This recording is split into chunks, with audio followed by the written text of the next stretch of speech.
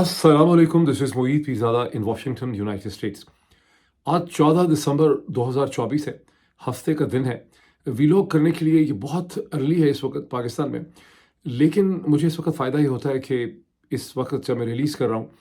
North America के अंदर, Canada, United states के अंदर और बरतानिया और यूरोप में भी मुझे एक व्यूवरशिप जो है मिलती है।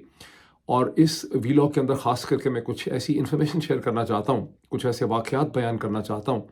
जो मैं समझता हूँ कि जो नॉर्थ अमेरिकन पाकिस्तानीज़ हैं वो इसके ऊपर कैपिटलाइज़ कर सकते हैं, उसे इस्तेमाल कर सकते हैं।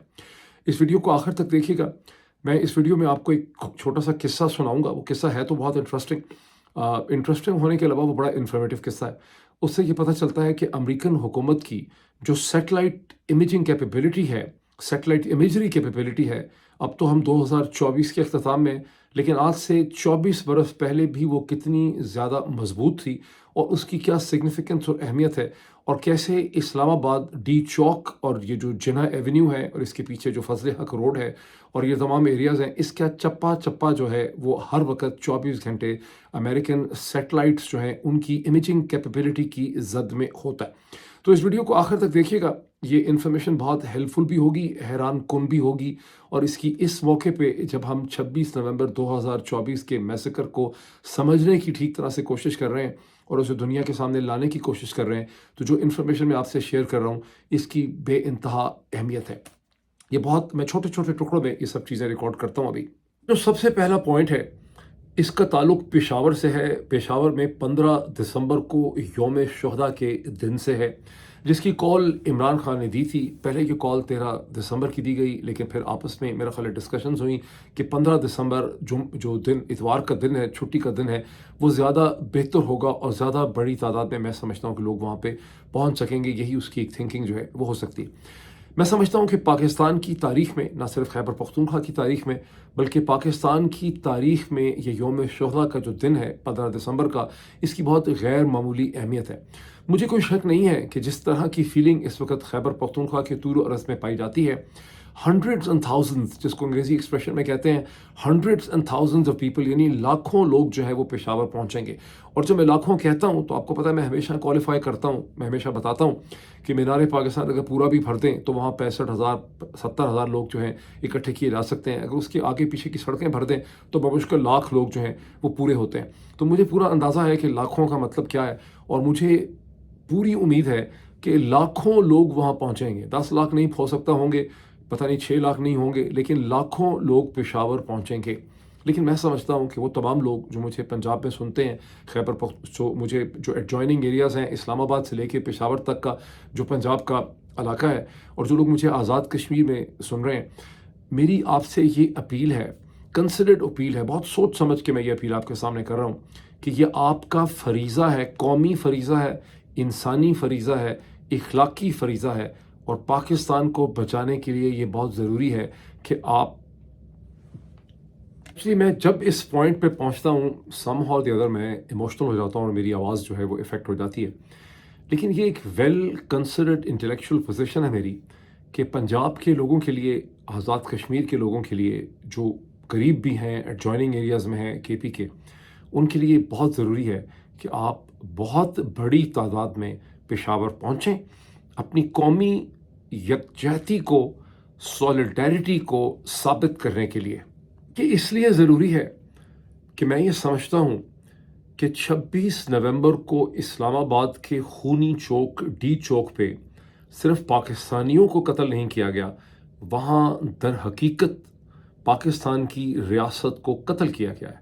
और जब पंजाब के लोग और आज़ाद कश्मीर के लोग बहुत बड़ी तादाद में, जिनके लिए आसान है और मुमकिन है, एडजेसेंट एरियाज़ में है, वहाँ पहुँचेंगे, तो आप पाकिस्तान की रियासत को और उसकी तारीख़ को बचाने में एक इम्पॉर्टेंट रोल प्ले करेंगे।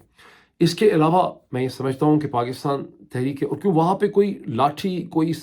वहाँ पे कोई गोली और कोई लाठी और कोई आंसू गैस आपका इस्तकबाल नहीं करेगी। वहाँ आप अपनी फीलिंग, अपनी सॉलिडारिटी, अपनी यकजहती शो करने के लिए वहाँ पे पहुँच रहे हैं। आपने वहाँ पहुँचना है, लॉजिस्टिक अरेंजमेंट करना है, वहाँ से आपने वापस जाना है, और आपकी जो प्रेजेंस है वहाँ पे वो बहुत ज़्यादा मैटर करेगी। پی ٹی آئی کی جو میڈیا ٹیم ہے اس کے لیے یہ بہت ضروری ہے، ابھی اس میں 24 گھنٹے سے زیادہ رہتے ہیں، کہ آپ یہ انشور کریں، ریکویسٹ کریں، بلائیں کہ اسلام آباد بیس جو فورن میڈیا کے جو بھی کورسپونڈنٹس ہیں وہ پاکستانی اوریجن کے ہوتے ہیں، لیکن جو ان کو میڈیا کو ریپرزینٹ کرتے ہیں، جیسے الجزیرہ ہے، جیسے عرب میڈیا ہے، جیسے کچھ گارڈین کی شاید وہاں ریپرزنٹیشن ہو، بی بی سی کی ڈیفینیٹلی وہاں پہ ریپرزنٹیشن ہے، ہندوستانی میڈیا کی بھی ریپرزنٹیشن ہو سکتی ہے، انڈائریکٹ ریپرزنٹیشن۔ آپ انہیں پشاور بلائیں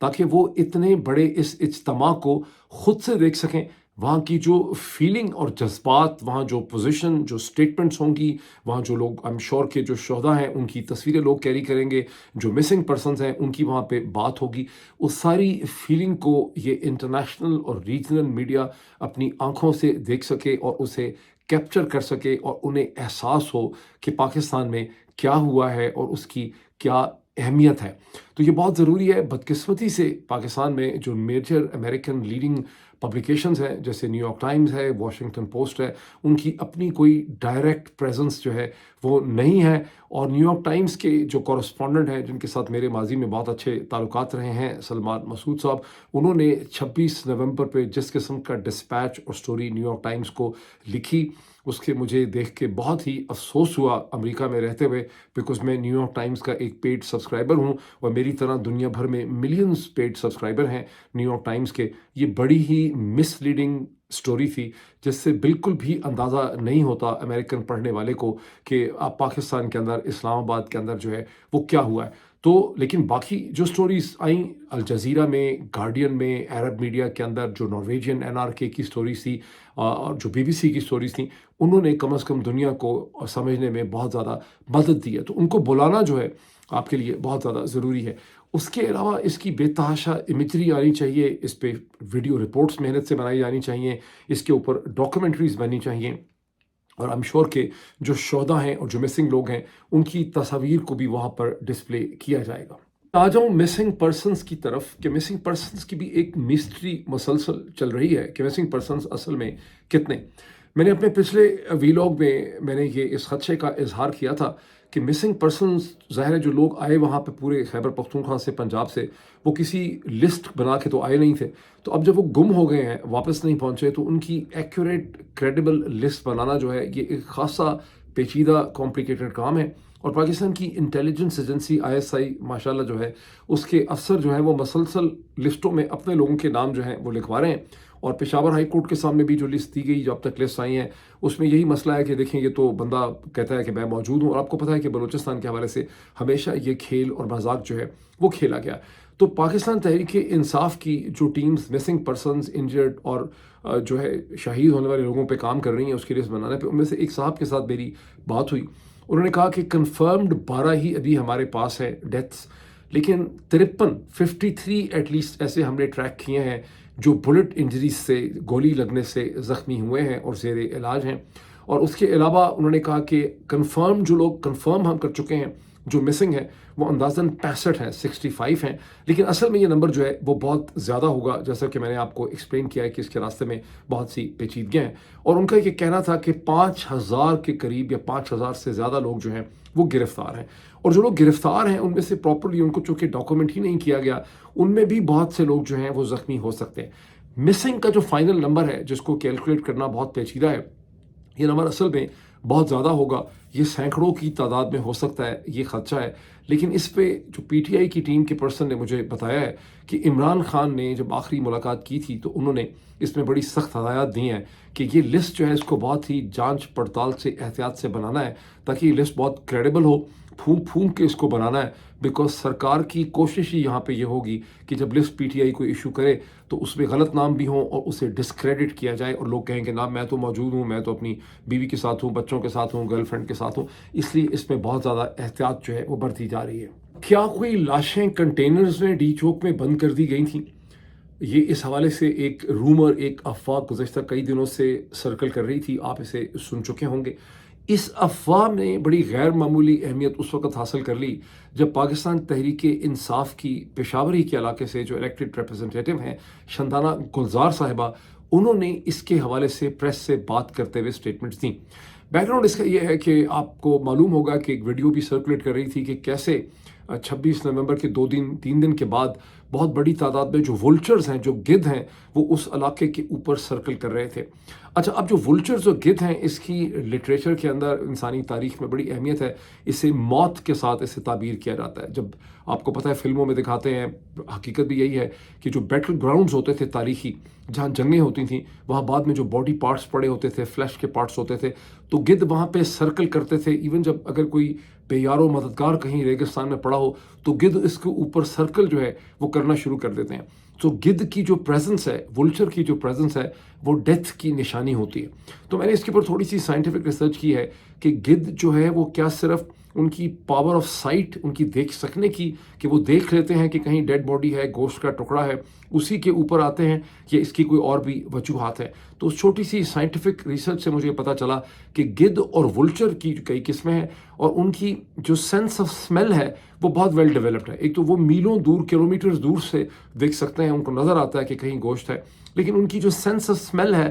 بلڈ کی اور ڈیکیئنگ فلیش کی، وہ بھی بہت زیادہ اسٹرانگ ہے۔ ظاہر ہے ہر بندے نے سائنٹیفک ریسرچ نہیں کی، لیکن لوگوں کو اندازہ ہے کہ گدھ کی پریزنس جو ہے وہ انڈیکیٹ کرتی ہے کہ ڈیکیئنگ فلیش کہیں پریزنٹ ہے۔ اس کے بعد سے پھر ظاہر ہے یہ بہت چہمگوئیاں ہوتی رہیں کہ کنٹینرز کے اندر زخمیوں کو یا لاشوں کو بند کر دیا گیا ہے۔ پی ٹی آئی کے سورسز سے میری بات ہوئی ہے، وہ کہتے ہیں، شاندانہ گلزار صاحبہ نے بھی اسی طرف اشارہ کیا، انہوں نے پشاور ہائی کورٹ کسی بچے کی ایک مسخ لاخ جیسے کیڑے کھا رہے تھے، اس کی طرف بھی انہوں نے بات کی۔ لیکن پی ٹی آئی کی وہ ٹیم جو ان اعداد و شمار کو مرتب کر رہی ہے، اس کا کہنا ہے کہ ہمیں کنٹینرز میں لاشوں کے بارے میں کوئی بھی کریڈیبل انفارمیشن نہیں مل سکی، نہ ہی یہ بچے والی جو کہانی ڈسکرائب کی ہے شاندانہ گلزار صاحبہ نے، ہم اسے بھی کنفرم نہیں کر پائے۔ ہمارے سامنے اس بچے کی کوئی تصویر، کوئی انفارمیشن کریڈیبل نہیں ہے۔ ہمیں معلوم نہیں ہے کہ شاندانہ گلزار صاحبہ کو یہ انفارمیشن کہاں سے آئی ہے، اور بہت سی ان ایکوریٹ انفارمیشن بھی جو ہے وہ چیزوں میں، وہ ماحول کے اندر جو ہے وہ گردش کر رہی ہوتی ہے۔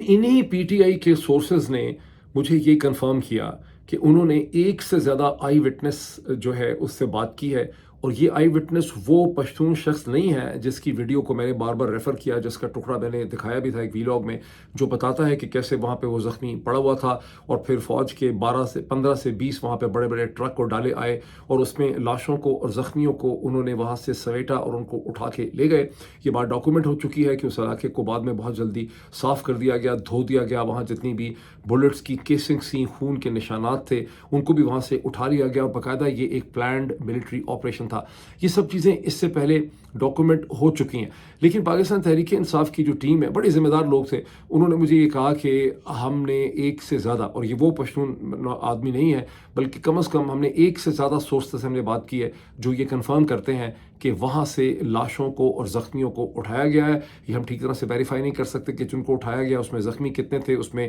لاشیں کتنی تھیں، لیکن یہ ایک حقیقت ہے۔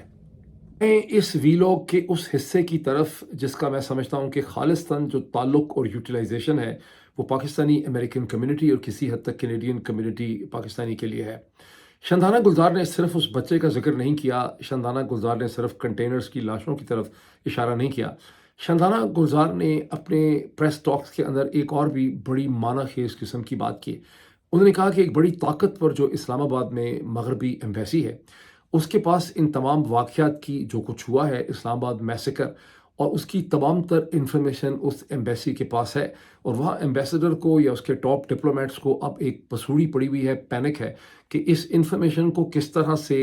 ہینڈل کرنا ہے، کیسے اس کو پروسیس کرنا ہے۔ اس کی سگنیفیکنس کیا ہے؟ اس کی سگنیفیکنس یہ ہے کہ جتنی بڑی کی ایمبیسیز ہوتی ہیں، امریکہ کی ایمبیسی، انہوں نے نام نہیں لیا، شاندانہ گلزار نے ایمبیسی کا نام نہیں لیا، اس کو ہمیں نہیں پتہ کہ یہ اشارہ امریکن ایمبیسی کی طرف کر رہی ہیں، برٹش ہائی کمیشن کی طرف کر رہی ہیں، فرینچ کی طرف کر رہی ہیں، جرمن کی طرف کر رہی ہیں، یورپین یونین کے مشن کی طرف کر رہی ہیں۔ لیکن یہ جتنی بھی مشنز ہیں جن کا میں نے آپ کے سامنے نام رکھا ہے، ان سب کے پاس اپنا ایک بڑا well developed structure of information gathering ہے۔ پاکستان کے اندر جاسوسوں کی ایک فوج جنہوں نے ہائر کی ہوئی ہے، خاص کر کے امریکن ایمبیسی نے اور برٹش ہائی کمیشن نے، اور پاکستان کے چپے چپے میں، خاص کر کے بڑے شہروں میں جو کچھ بھی آف سگنیفیکنس ہوتا ہے اس کی بڑی accurate information in writing in کے پاس موجود ہوتی ہے۔ سو مچ سو کہ بہت سال پہلے، آپ میں سے بہت سے لوگوں کو یاد ہوگا کہ ایک ارلی مارننگ کراچی کے اندر، جس زمانے میں ابھی ایم کیو ایم کا توتی بولتا تھا، تو آئی تھنک 90 میں 90 کے اندر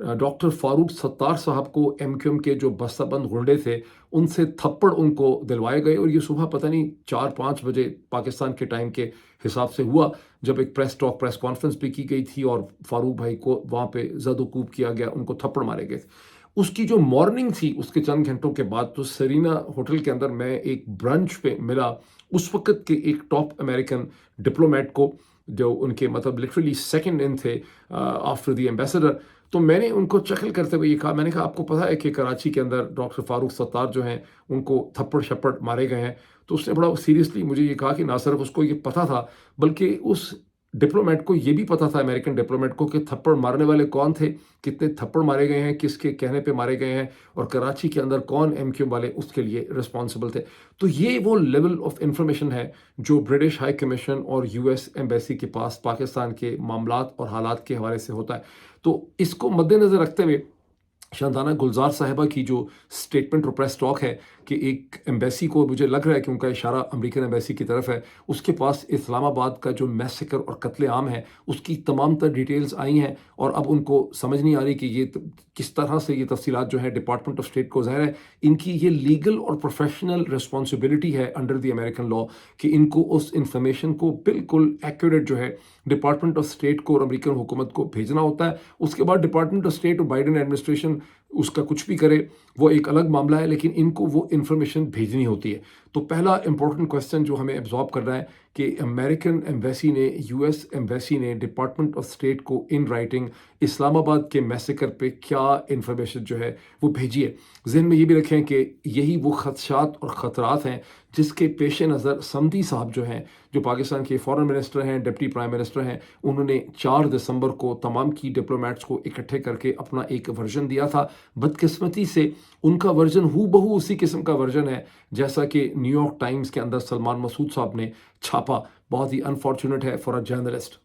अब मैं आपको एक छोटा सा किस्सा सुनाता हूँ जो बहुत हैरत अंगेज़ दिलचस्प भी है लेकिन बड़ा इन्फॉर्मेटिव भी है, और मौजूदा सेट्स और सर्कमस्टांसेस में उसकी बड़ी गैर मामूली किस्म की अहमियत है। बहुत साल पहले मैं इस्लामाबाद में जब रहता था F7 F8 में, तो मैं एक सीनियर पुलिस ऑफिसर जो हैं, जो मेरे बैचमेट भी थे, अब शायद पता नहीं कहाँ हैं आजकल, लेकिन मैं उनको मिलने के लिए गया डिनर के ऊपर। पोस्ट डिनर कॉफ़ी के ऊपर जब बातचीत हो रही थी तो वो मुझे बताने लगे कि किस तरह से federal bureau of investigation FBI जो है उसका भी एक ब्यूरो ऑफिस है इस्लामाबाद की एम्बेसी के अंदर, अमेरिकन एम्बेसी में, और वो कैसे पाकिस्तान के साथ मुसलसल किस्म की कोऑपरेशन करती है, और उसके पास कितनी हैरत अंगेज़ किस्म की ग्राफिक टेक्निकल इमेजरी स्किल्स या डिटेक्शन स्किल्स जो हैं वो पाई जाती हैं। तो उन्होंने मुझे बताया कि जनरल मुशर्रफ के इब्तदाई सालों के अंदर, पता नहीं शायद 2000 में या 2001 में, इस्लामाबाद के अंदर रात को 2 बजे के बाद किसी ने रॉकेट के मिसाइल फायर किए प्रेसिडेंसी के ऊपर भी, और वो उन्होंने अमेरिकन सेंटर को भी टारगेट किया। उसमें कोई जानी नुकसान नहीं हुआ, कुछ बिल्डिंग्स का स्ट्रक्चरल लॉस हुआ,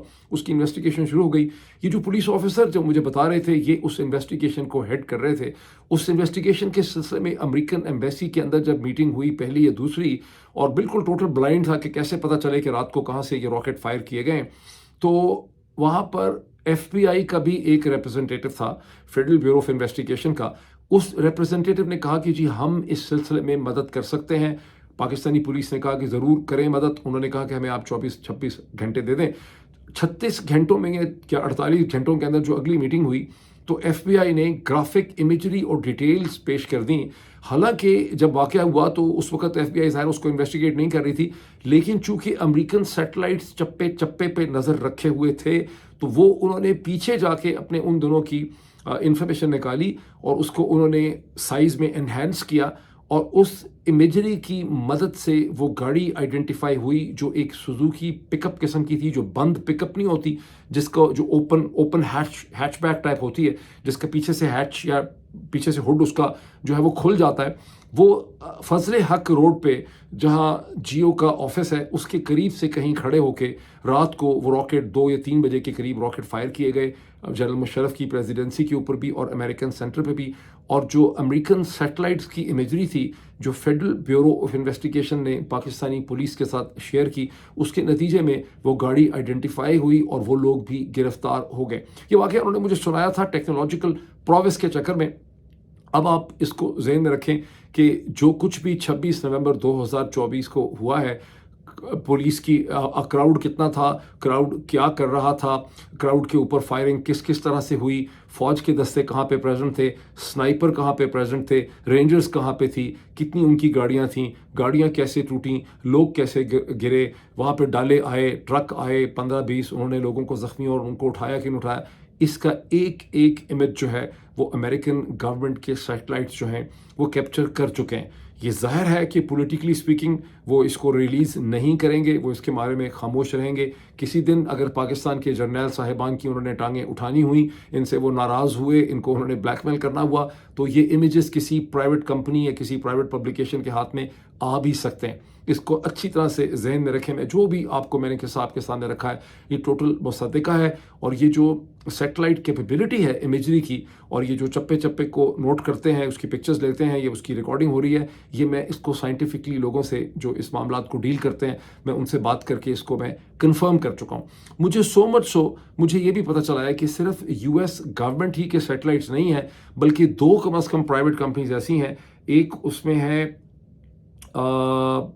मैक्सर टेक्नोलॉजीज और दूसरी है प्लैनेट लैब्स। दोनों के पास मोर और लेस उसी किस्म की कैपेबिलिटी है सैटेलाइट इमेजरी की जिस किस्म की अमेरिकन हुकूमत के पास है। और गुज़श्ता कई बरसों में अमेरिकन हुकूमत की सैटेलाइट कैपेबिलिटी और मैक्सर और लैब की कैपेबिलिटी जो है उसने बहुत दफ़ों पे उसका इस्तेमाल किया गया है। ये इस्तेमाल मुल्क के शाम में भी हुआ था सारिन गैस के हवाले से, ये इराक़ में भी रिपीटेडली किया गया, ये आईएसआईएस के ठिकानों को और एम्यूनेशन डिपोज के हवाले से भी ये चीज़ें सामने आई इमेजरी। और अफ़गानिस्तान में अमेरिकन हुकूमत ने भी तालिबान की इमेजरी इशू की, और फिर अमेरिकन हुकूमत ने जब कुंदूज के हॉस्पिटल में बहुत साल पहले जो मेडिसिन सान फ्रंटियर का हॉस्पिटल था उसको अमेरिकन ने टारगेट किया था, जहाँ बहुत सा लॉस ऑफ लाइफ हुआ था। जिस तरह से रिपोर्टर सान फ्रंटियर है, इसी तरह एक फ्रेंच मेडिसिन सान फ्रंटियर भी है, एक एनजीओ है। तो जब उसके हॉस्पिटल को अमेरिकन ने टारगेट किया था तो उस मेडिसिन सान फ्रंटियर ने प्लैनेट लैब्स से इंफॉर्मेशन और उनकी फुटेज हासिल करके अमेरिकन हुकूमत को मेरा ख्याल है उन्होंने एम्बेरस भी किया, और बाद में उनको कॉम्पेंसेशन जो है वो देनी पड़ी थी। मुझे ये भी पता चला है कि जो ह्यूमन राइट ऑर्गेनाइजेशंस हैं